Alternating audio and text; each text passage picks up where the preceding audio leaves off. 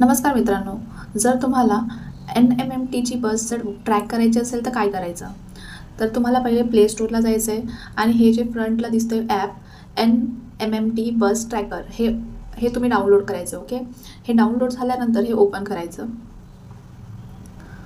हे ओपन झाल्यानंतर हे तुमची करंट जी पण लोकेशन असेल ते सांगतं की तुमची करंट लोकेशन सांगा, कारण की नियर बाय जे पण बस स्टॉप असतात ते त्याला कॅप्चर करतात आणि त्या बस स्टॉपवरून कुठल्या कुठल्या बस जाणार आहे ते इन्फॉर्मेशन ते आपल्याला देतं.